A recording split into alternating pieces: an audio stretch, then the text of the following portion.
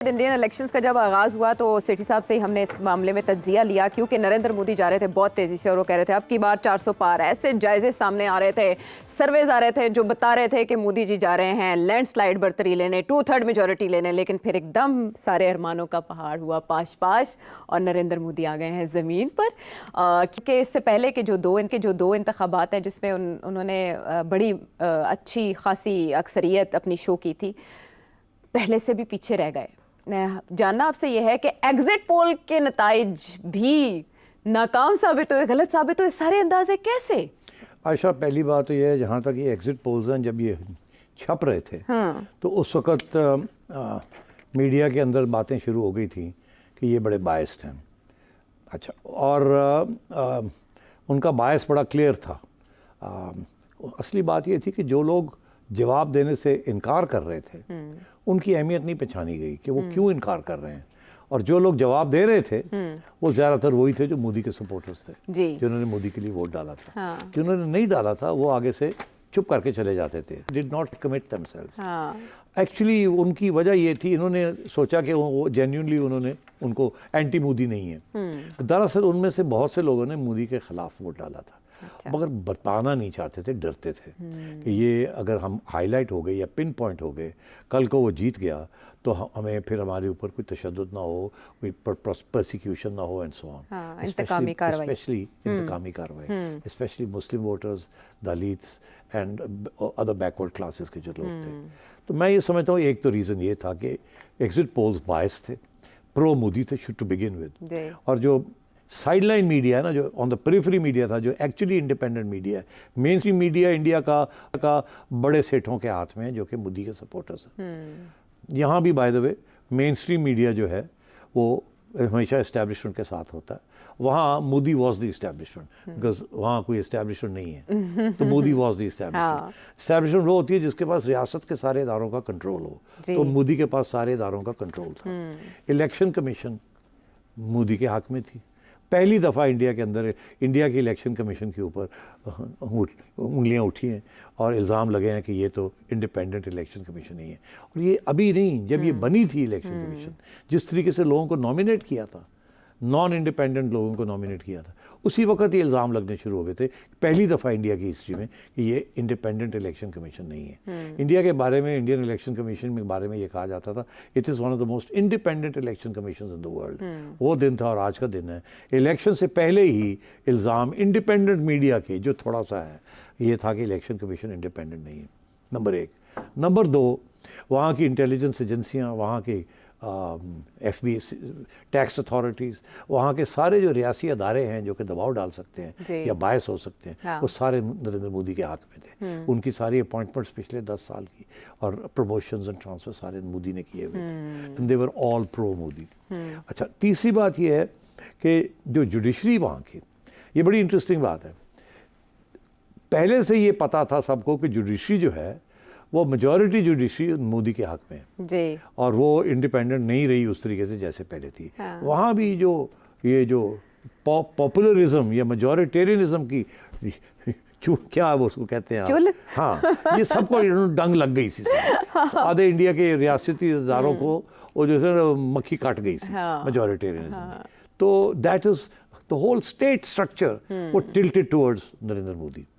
अब जैसे कि सारा state structure except for one institution tilt हो रहा है टुवर्ड्स इमरान खान, वहाँ भी ये हो चुका था।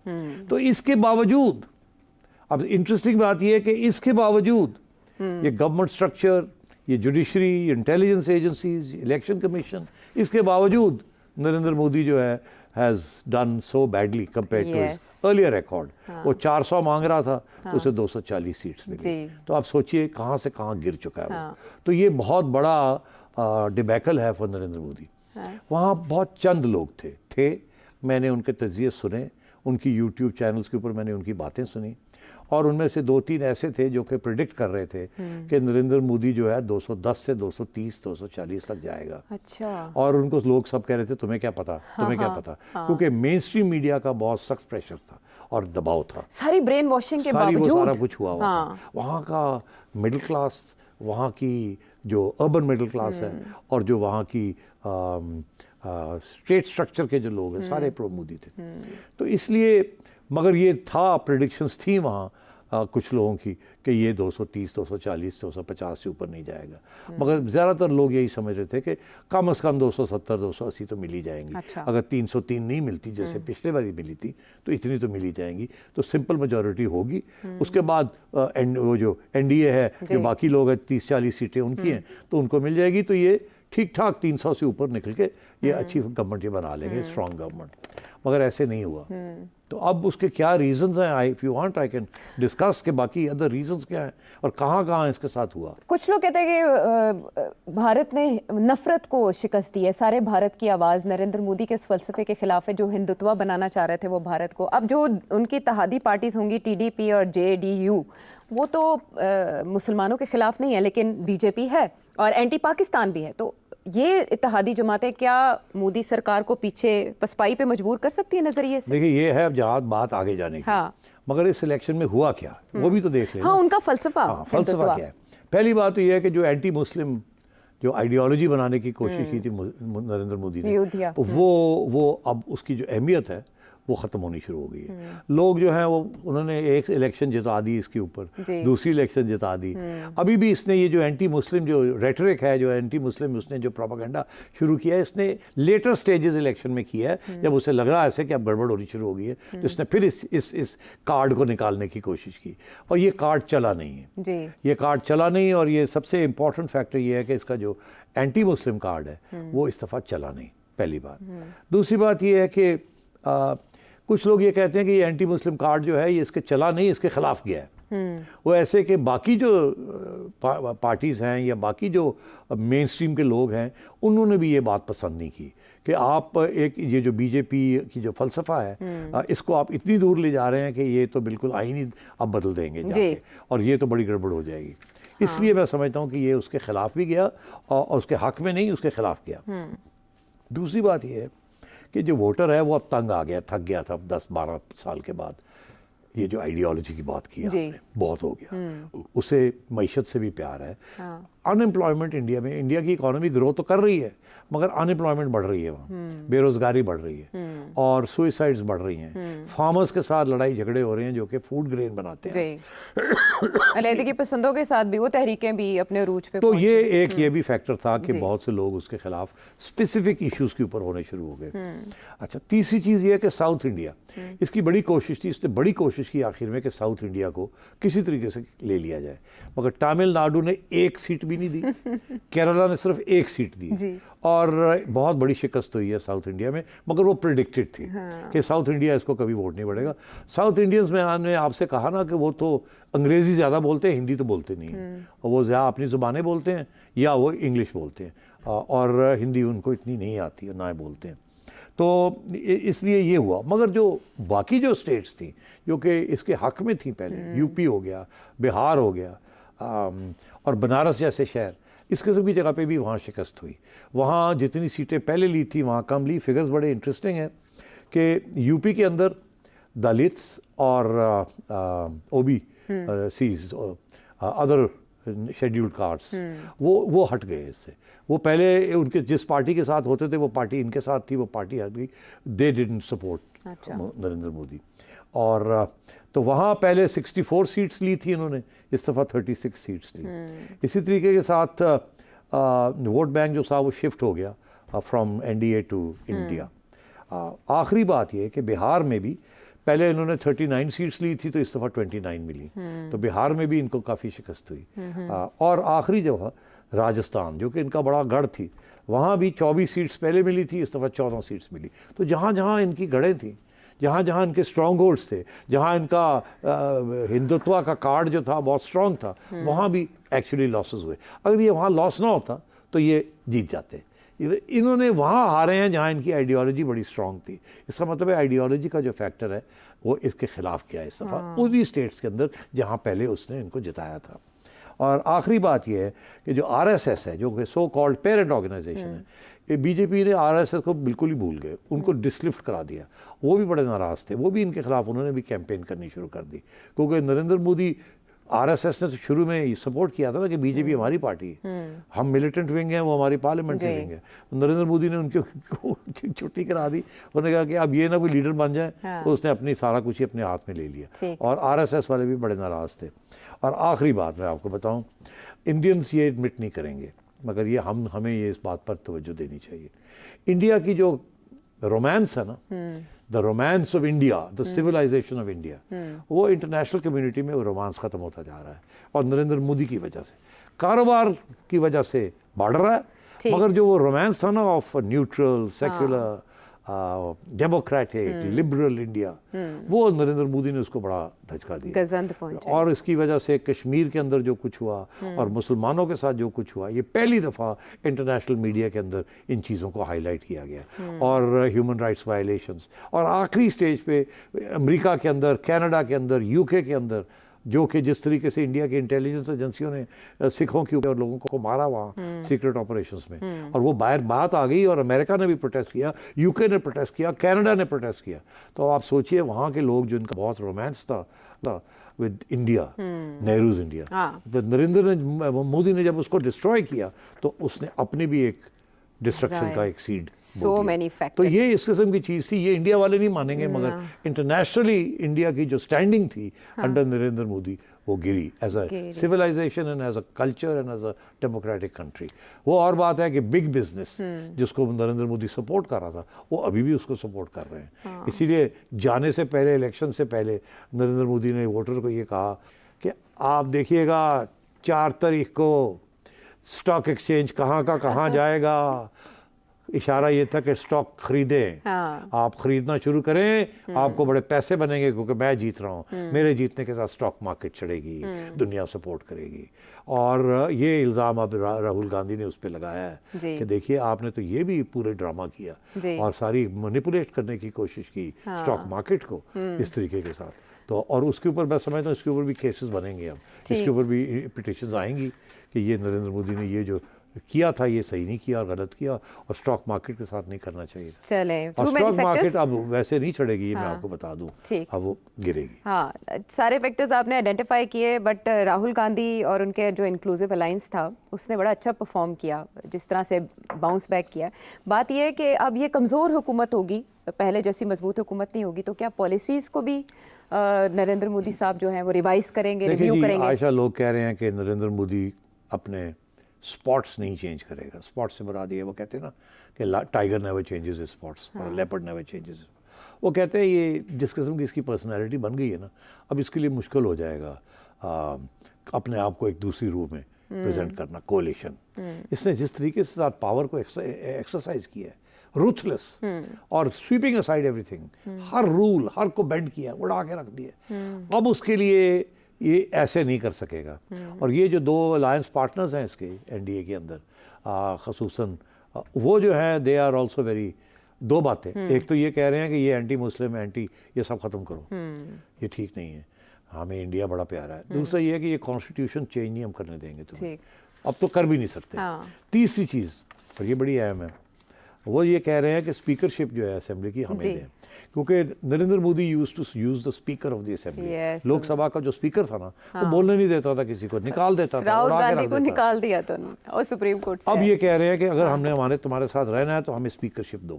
अगर वो, और नरेंद्र मोदी स्पीकरशिप देने से इनकार करेगा, तो पहला झगड़ा इनका वहीं होगा। और अगर उनको स्पीकरशिप मिल जाती है तो जिस किस्म की पॉलिसीज ये करना चाह रहा है, इतनी स्ट्रॉन्ग ऑपोजिशन जिसको अब स्पीकर जो है अगर नरेंद्र मोदी का ना हुआ तो वो बिल्कुल उनको इजाज़त देगा और वो हवा करेंगे, बड़ा मुश्किल हो जाएगा इसको गवर्नमेंट चलाना। तो नरेंद्र मोदी जो है ये ज़्यादा देर जिस तरीके से पहले इसने गवर्नमेंट चलाई अब नहीं चला सकता। अब देखना ये है कि क्या वो अपना रूह सारा बदलता है, रुख भी बदलता है, अपने आप को भी बदलता है, क्या एक जमहूरी इंसान बनने की कोशिश करता है। मैं समझता हूँ बड़ा मुश्किल होगा। इसलिए कुछ लोगों का ये तज्जिया है कि ये गवर्नमेंट ज़्यादा देर नहीं चलेगी, और किसी न किसी स्टेज पे लड़ाई झगड़े होंगे, कोalition पार्टनर छोड़ेंगे, वोट ऑफ नो कॉन्फिडेंस। जिस दिन वोट ऑफ नो कॉन्फिडेंस आया उस दिन नरेंद्र मोदी उड़ गया। वहाँ भी वोट ऑफ नो कॉन्फिडेंस उस सूरत में आएगा जब राहुल गांधी और उनके साथियों को पता होगा कि हम कामयाब हो सकते हैं। अच्छा चलें, वो आपकी बार 400 पार तो नहीं, आपकी बार नरेंद्र मोदी साहब के लिए आखिरी बार हो जाए। आपने भारत की मिसाल से ये समझा होगा कि वोट की ताकत से कैसे कैसे निज़ाम को शिकस्त दी जा सकती है। सेठी साहब, अब जो सवाल आपसे पूछे जा रहे हैं, मैं आपसे सवाल मैं भी कर सकती हूँ ना? जरूर। हाँ ठीक है, तो पहले ये सवाल शामिल करते हैं, उसके बाद ज़िमनी सवाल मेरा होगा। ठीक है, अरसलान अमीर साहब अमेरिका से क्या जानना चाहते हैं? जो हालात हम अभी देख रहे हैं, ये और 2018 के हालात में ज़्यादा फ़र्क नहीं है, क्योंकि उस मामले में भी एक बहुत पॉपुलर पार्टी थी और उसको निकाल दिया गया और एक और पार्टी को ले आया गया। लेकिन उस तरीके से जो रेजिस्टेंस या उस तरीके से जो सिचुएशन बन रही थी जो उस टाइम पे बनी और जो इस टाइम पे बनी, इसमें बहुत फ़र्क है। इस टाइम पे बहुत ज़्यादा इंटेंस सूरत हाल है। जो हालात अब हो रहे हैं वो उस टाइम पे ना हो सके, ये डिफरेंस क्यों है? हाँ जी, गुड क्वेश्चन। मेरा ज़िमनी सवाल मेरा ज़िमनी सवाल ये है कि वो रेजिस्टेंस कह रहे हैं अब की बार बहुत ज़्यादा है, और अब की बार रेजिस्टेंस लोकल नहीं है, इंटरनेशनल भी आ रही है। ब्रिटिश हाई कमिश्नर आपके सामने, उन्होंने जो एतराज़ उठाया था, उसके बाद रशियन एम्बेसी कह रही है कि हम क्लोजली फॉलो कर रहे हैं developments in Pakistan including the political situation and court decisions. Why? हाँ, बड़ी इंटरेस्टिंग है। रशियन एम्बेसी का तो मैं एक सेकंड में आपको जवाब दे देता हूँ। द रशियन पोजीशन ये है जी कि खान साहब गए थे Russia during a time when Russia was about to invade the Ukraine. तो जाहिर है उस वक्त उन्होंने बड़ा अप्रिशिएट किया उस बात को। उसके बाद खान साहब ने जैसे अमेरिका के साथ झगड़ा ले लिया, तो मेरा ख्याल है रूसिया और भी ज़्यादा खुश हुए होंगे। और उसके बाद ये फ़ैसला हुआ कि जी पाकिस्तान की कुछ ऑर्डिनेंस है, उसको भी एक्सपोर्ट करना है टू द यूक्रेन डायरेक्टली और इनडायरेक्टली। तो मैं समझता हूँ कि रशिया का तो इंटरेस्ट है कि जितनी ज़्यादा मुल्क यूक्रेन में जो कॉन्फ्लिक्ट हो रही है उसमें अमेरिका का साथ ना दें और रशिया का साथ दें, अमेरिका का साथ ना दें, तो दे विल सपोर्ट इट। तो मेरा ख्याल है उनके लिए इससे ज़्यादा कोई बड़ी बात नहीं है। वो देखना चाह रहे हैं कि ये किस तरफ जा रहा है, और इशारा उनका यही है कि उनको ऐसे लग रहा है कि जुडिशरी और पॉपुलरिज्म जो है वो शायद यहाँ किसी न किसी स्टेज पर रिसर्जेंस हो। तो वो पहले से अपना एक प्लेटफॉर्म बना रहे हैं टू बी एबल टू से कि हमने तो उस वक्त भी ये कहा था कि हम देख रहे हैं, मतलब हमारा ये था कि हम यही चाहते हैं कि आप आ जाएं वापस। उनका इससे ज़्यादा कोई बड़ा इंटरेस्ट नहीं है। उनका main concern is Ukraine and United states. और खान साहब और यूएस का काफ़ी झगड़ा है, और यूक्रेन के अंदर खान साहब स्टूड विद रशिया। तो इसलिए अब आई बात, आपने कहा कि नवाज शरीफ ही पॉपुलर पार्टी थी, उसको निकाल दिया, कुछ नहीं हुआ। खान साहब की पॉपुलर पार्टी है, उसको निकाल दिया, तो बहुत रेजिस्टेंस बहुत आ रही है। तो फ़र्क क्या है? हाँ, बिल्कुल सही कह रहे हैं आप। फ़र्क सिर्फ ये है कि उस वक़्त जब नवाज शरीफ साहब को निकाला, तो उस वक़्त की जो इस्टेब्लिशमेंट थी वो नवाज शरीफ साहब के ख़िलाफ़ थी। और खान साहब को निकालने के बाद एक इलेक्शन का इम्कान था, मगर इलेक्शन इन्होंने नहीं की। अगर ये इलेक्शन की तरफ चाहते तो ये जीत जाते, मगर इन्होंने इलेक्शन नहीं की। इन्होंने सोचा कि हम अब पावर में आए हैं, निकलना नहीं है, रहना चाहिए। और वो जो 16 माह की हुकूमत थी इतनी अनपॉपुलर हो गई और गालियाँ पड़नी शुरू हो गई, जो कि आज तक पड़ रही हैं। इसलिए रेजिस्टेंस क्या उल्टा ही हुआ कि इनके जो हक़ में बात जानी थी वो इनके ख़िलाफ़ हो गई। खान साहब का सिस्टम बिल्कुल अपोजिट है कि उस वक़्त की इस्टेब्लिशमेंट ने मिल के इनको निकाला, तो ये अनपॉपुलर थे। और उस वक़्त इनकी पॉपुलैरिटी का कोई चांस नहीं था, मगर अगर इलेक्शन हो जाती तो ये हार जाते। मगर क्योंकि इलेक्शन नहीं हुई, दूसरी पार्टी बड़ी अनपॉपुलर हो गई और खान साहब डट गए, और आहिस्ता आहिस्ता खान साहब का जो मौक़िफ़ था वो लोगों को पसंद आना शुरू हुआ। क्यों? एक वजह, क्योंकि जिन लोगों को निकाला इस्टेब्लिशमेंट से, जिन्होंने खान साहब के साथ हाथ किया था, उसके बाद जो नई इस्टेब्लिशमेंट वहाँ आई, खान साहब पहले दिन से उस इस्टेब्लिशमेंट के ख़िलाफ़ थे। तो खान साहब जो जाने वाली इस्टेब्लिशमेंट है के सरबराह थे, उनके ख़िलाफ़ भी थे, और वो किसी और को चाहते थे कि वो बने आर्मी चीफ़। मगर जब वो नहीं बने और वो साहब बन गए जो कि खान साहब जिनके ख़िलाफ़ थे, तो वो अब मसला वहाँ आके रुक गया है कि आज की जो इस्टेब्लिशमेंट है वो खान साहब के साथ काम करने से कतराती है, फ़िक्रमंद है कि ये अगर इनको वापस लाया गया या इनको इजाज़त दी गई तो बड़ा मसला बनेगा। मगर इसी वजह से, क्योंकि इकनॉमिक हालात इतने बुरे हो चुके हैं और ये इस्टेब्लिशमेंट जिस किस्म के इकदाम कर रही है और रिप्रेशन कर रही है, वो पसंद नहीं किया जा रहा आवाम में। कोई सहूलत नहीं है आवाम को, और ऊपर से जो डेमोक्रेटिक फ्रीडम्स हैं वो भी रिस्ट्रिक्ट हो रहे हैं। इसलिए, और ख़ान साहब की बहादुरी और ख़ान साहब का जेल में रहना एक साल हो गया है, और अब जुडिशरी का उनका साथ देना, इसके साथ वो और पॉपुलर हो रहे हैं, इसलिए रेजिस्टेंस बढ़ रही है। हालात फेवर कर रहे हैं इमरान खान साहब को। ये है सिटी साहब का तज्जिया। और कुछ जानने पर आपके सामने है सवाल, अपना भेजें। अगले प्रोग्राम तक के लिए इजाज़त है।